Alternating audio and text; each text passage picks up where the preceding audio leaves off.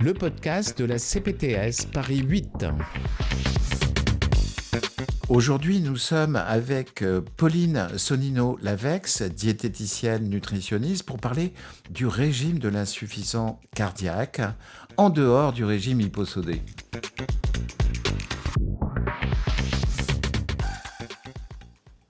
Madame Pauline Sonnino-Lavex, j'avais une question par rapport au régime dans l'insuffisance cardiaque. Le régime sans sel, tout le monde le connaît. Voilà. Il y a déjà eu un podcast sur le régime sans sel. Mais est-ce qu'il y a d'autres facteurs auxquels il faut faire attention chez l'insuffisance cardiaque ? Oui, on va faire attention à l'apport en liquide. On va essayer de contrôler son apport en liquide quotidien. Quand on dit un apport en liquide, c'est pas uniquement l'eau. C'est aussi le thé, le café, les soupes, les potages, les sorbets, l'alcool également. On va essayer de ne pas dépasser 1,5 litre par jour. Alors on a plusieurs possibilités. Soit on va comptabiliser tout ça en nombre de verres, en essayant de ne pas dépasser 8 verres par jour. Ou alors on peut essayer de comptabiliser en utilisant une gourde ou une bouteille, une carafe, peu importe, pour avoir une idée au quotidien. Alors, notre médecin peut aussi nous demander de nous peser pour vérifier qu'on ne fasse pas de rétention d'eau. Voilà, c'est tout à fait possible, mais on peut essayer déjà de le contrôler par de petites astuces pratiques comme celle-ci. Très bien. Il y a d'autres facteurs auxquels il faut faire attention ? Oui, alors comme je l'ai dit, l'alcool également, pour deux raisons, puisque l'alcool, c'est du liquide, et puis l'alcool déshydrate, donc nous donne soif. On essaie aussi de contrôler, alors c'est plutôt dans l'autre sens, on va essayer d'apporter suffisamment de potassium au quotidien. Ça veut dire essayer de couvrir ses besoins, ce serait déjà bien, et ce serait apporter 3,5 grammes par jour. Alors dit comme ça parle à personne. On va essayer de suivre les recommandations en termes de fruits et légumes par jour et ça suffira pour couvrir ses besoins en potassium. Ce serait apporter au moins 1 ou 2 fruits crus dans la journée et puis une portion de crudité et une portion de légumes cuits, ce serait déjà bien.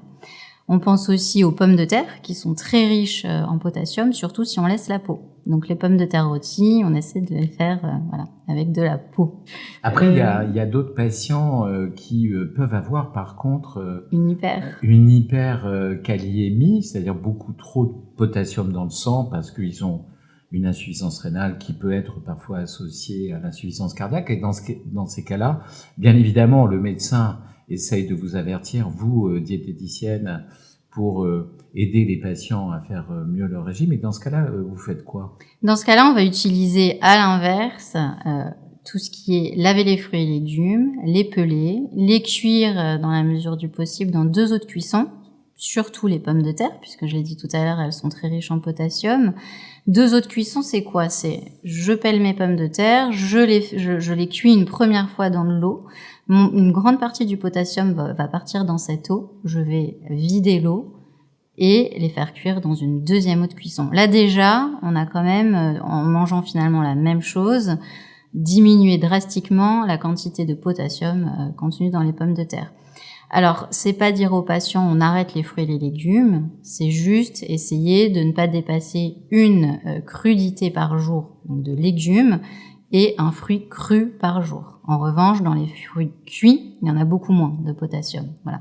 Donc 2 crudités par jour, ça nous permet quand même de suivre les recommandations de notre cardiologue en cas d'hypercalémie. Voilà. Merci beaucoup, Pauline. Avec bientôt. Plaisir.